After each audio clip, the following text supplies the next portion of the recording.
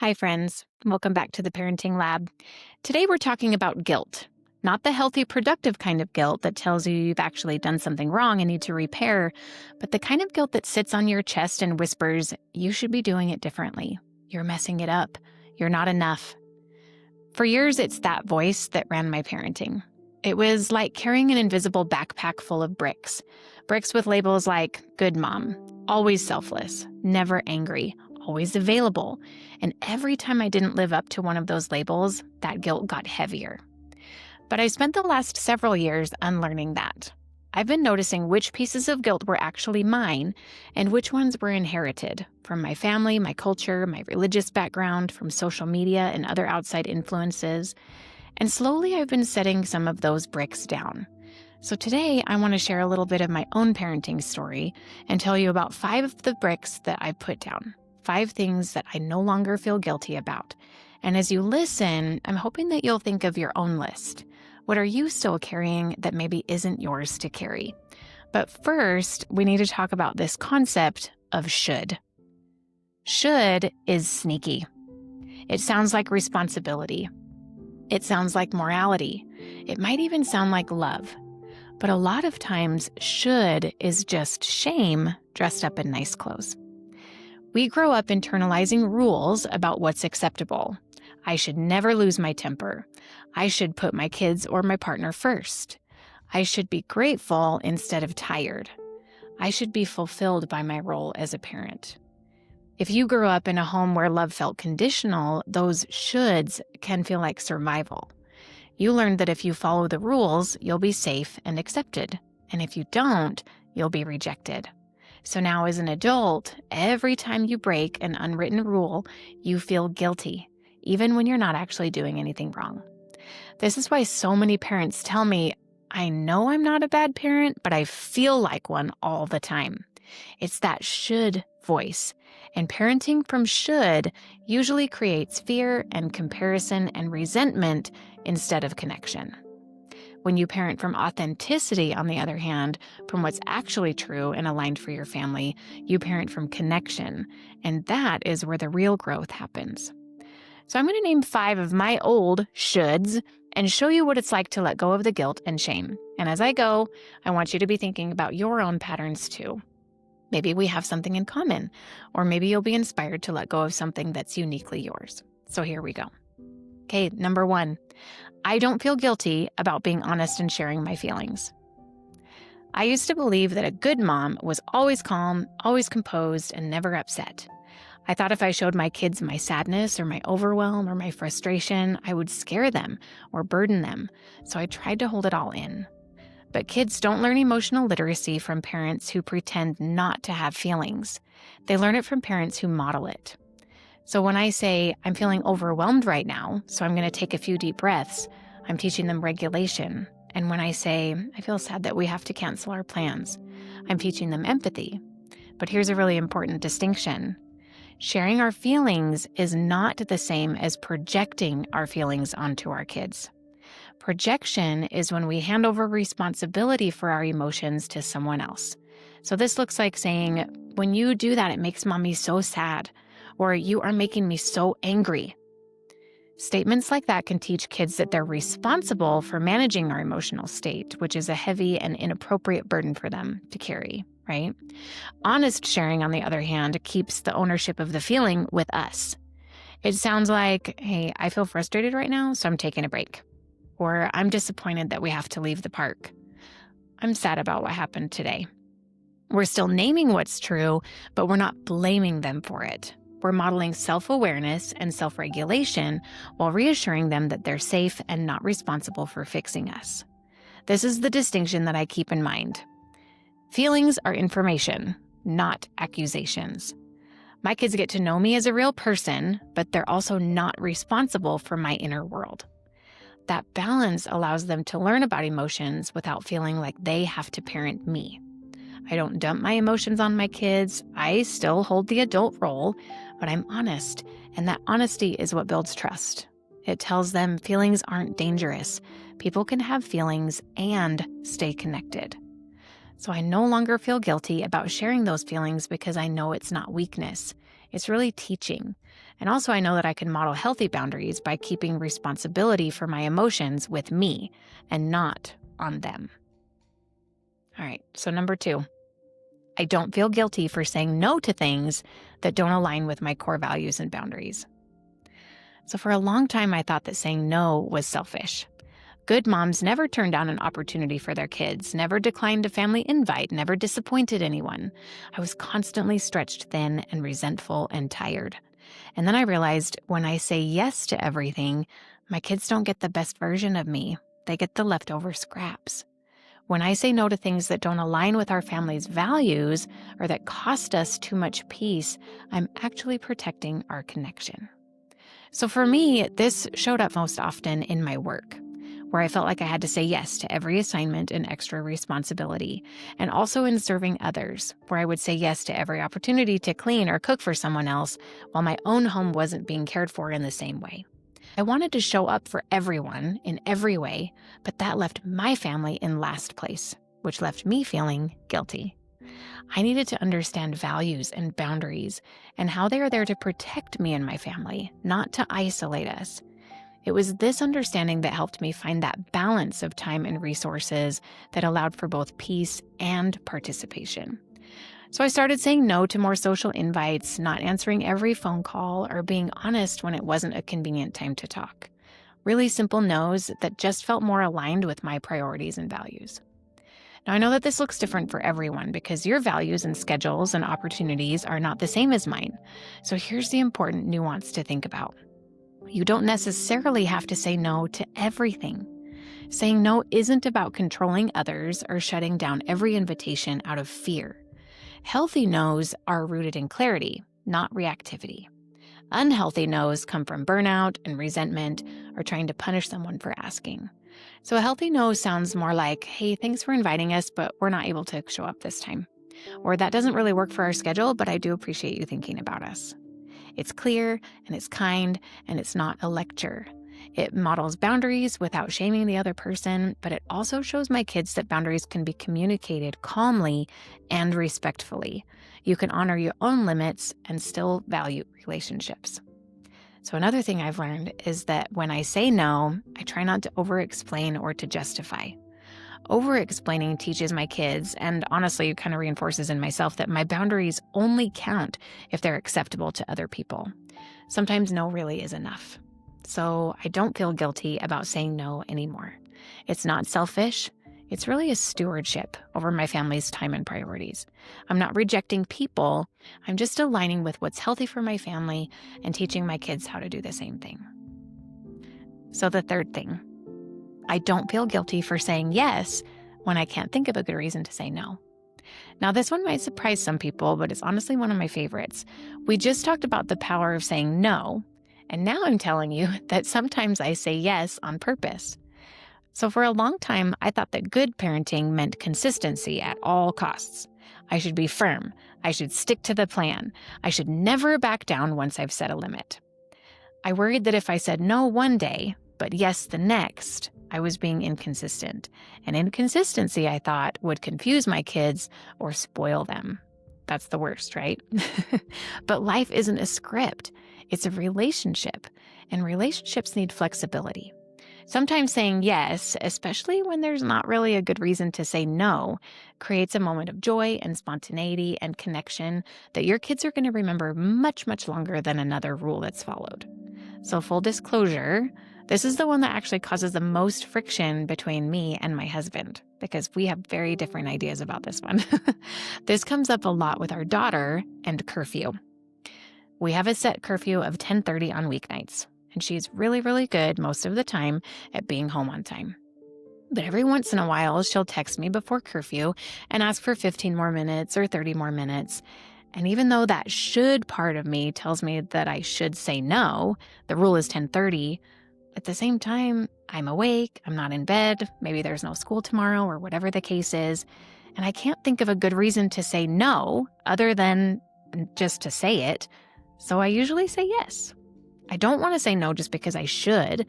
My husband doesn't love that. He prefers to stick to the rules, but he'll also be the first one to make a midnight food run if someone wants a snack. So He has his yes moments too. They're just different than mine.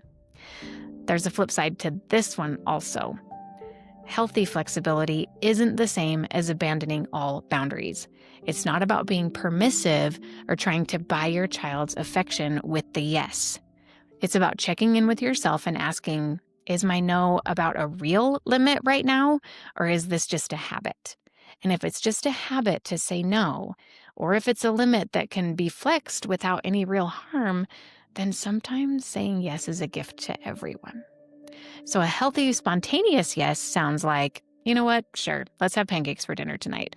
Or, okay, you can stay up 30 minutes later. Or, yes, let's go to the park before we run errands. The errands can wait. Notice that you're still the adult and you're still making the call. You're not handing over control of the whole ship. You're just simply allowing for some joyful detours along the way. So I don't feel guilty about occasional spontaneous yeses anymore because sometimes flexibility is exactly what we all need. It shows my kids that rules aren't more important than our relationship and that life can hold both structure and joy. Number 4, I don't feel guilty for making mistakes and handling things badly. Here's the truth that not a lot of us like to admit. We all lose it sometimes. We snap. We shut down. We say things in a tone that we regret. We get busy, distracted, stressed. And in those moments, our kids don't get the best version of us. I used to think that the goal was to stop making mistakes entirely. I thought, if I just learn enough and heal enough, read enough, regulate enough, I will finally be the perfect parent. But that's not realistic, and it's not even very helpful. Kids don't need a flawless parent. They need a human parent who knows how to recover and repair and reconnect. So here's that shift. Instead of striving for 0 mistakes, I've learned to focus on what I do after the mistake, because that's where so much of the healing and modeling happens.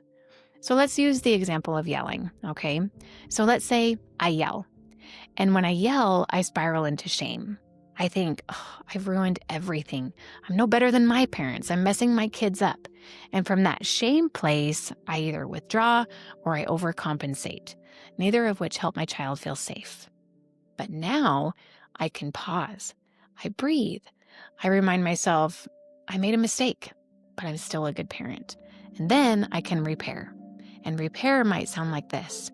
Hey, I didn't like the way that I spoke to you just now. It wasn't okay. I'm so sorry. I'm feeling a little bit stressed, but that's mine to manage, not yours. Or I yelled because I was feeling overwhelmed. That is not your fault. So let's just take a minute and then we'll try again. Notice the wording there. I am taking full ownership of my feelings and my actions. I'm not saying you made mommy yell, or when you do that, it makes me so mad. That kind of language can put the weight of my emotions on my child's shoulders. Instead, I'm saying, I feel angry, I yelled, that's on me. That distinction matters because our kids should never feel like they're responsible for managing our feelings. They're not our therapists, and they're not our regulators. They're learning from us how to handle these big emotions. And one of the most powerful ways we teach that is by showing them how to clean up our own messes. Repair is not about groveling or asking for forgiveness in a way that makes the child comfort the parent, okay? It's simply about acknowledging what happened, naming it clearly, and restoring the connection. That's enough. And over time, kids learn that people can mess up and still love me. It's safe to admit when I'm wrong, and mistakes don't end relationships. They can be repaired. And you know what else? It's a relief for parents too, because when you believe you're not allowed to mess up, parenting becomes this really tense, impossible performance. When you accept that mistakes will happen and that you know how to handle them, there's so much more freedom. You are not failing your child because you make mistakes. You're only failing them if you pretend like you don't. I think I need to say that one more time because it's so important. You are not failing your child because you make mistakes. You're failing them if you pretend like you don't make mistakes, because then they never learn how to recover from their own. And in a strange way, your imperfections, when you handle them well, are really a gift to both you and your kids. And number 5, I don't feel guilty for taking time to pursue my own goals education, my talents, and my dreams.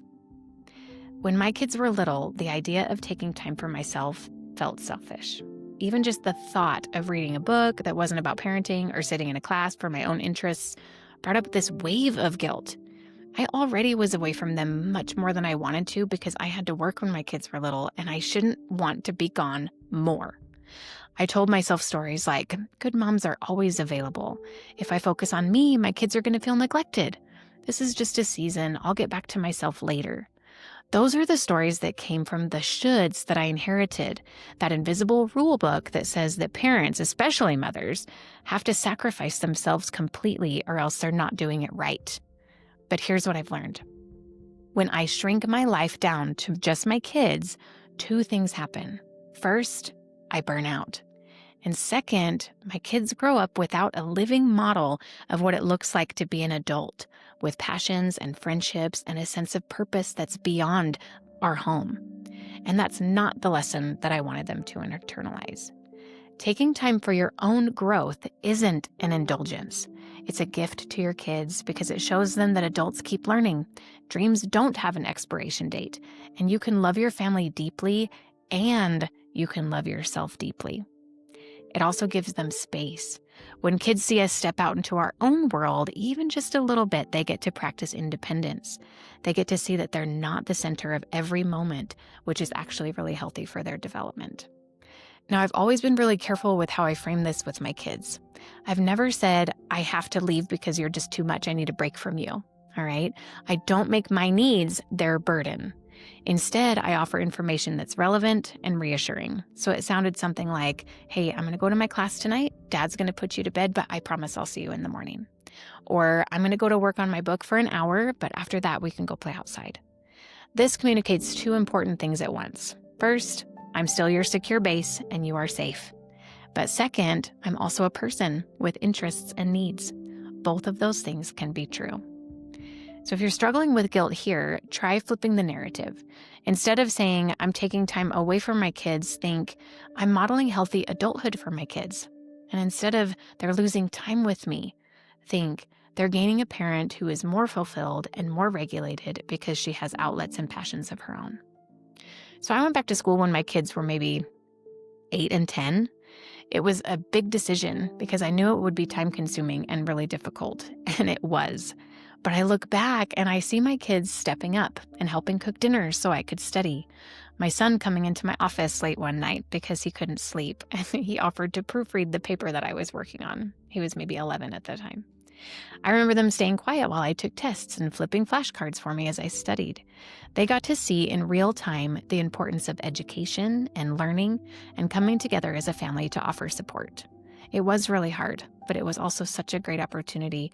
And when I graduated, it really felt like a family win because we all did it together. So if you're feeling like you need to take better care of yourself, your body, your mind, your spirit, I encourage you to flip that narrative just a little bit and ask yourself, if I do this, how might it benefit my kids instead of how will it hurt them? Sometimes just putting that on paper reframes the whole conversation from guilt into possibility. So please know, you are not abandoning your kids by expanding yourself. You're teaching them through your example how to be a whole human being, and that might be one of the most valuable lessons you ever give to them. So those are my 5 things: honesty, boundaries, flexibility, imperfection, and self-investment. Each one of those used to trigger guilt because of an invisible rule about what a good parent does or doesn't do or should do or shouldn't do. But none of those rules were rooted in truth.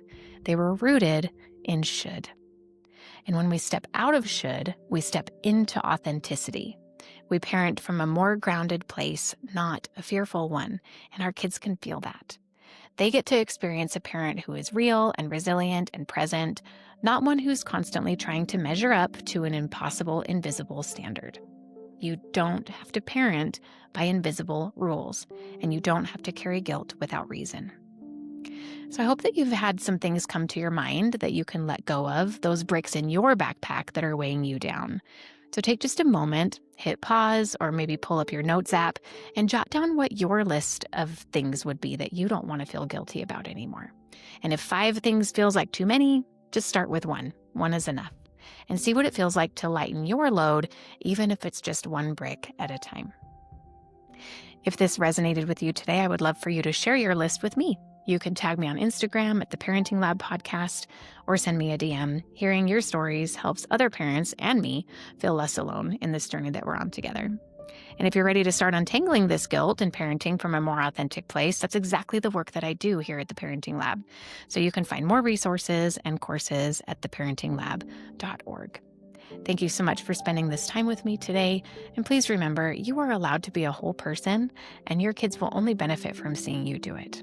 I will see you next week as we continue to explore the art and science of parenting and put your parenting to the test. Take care, everyone.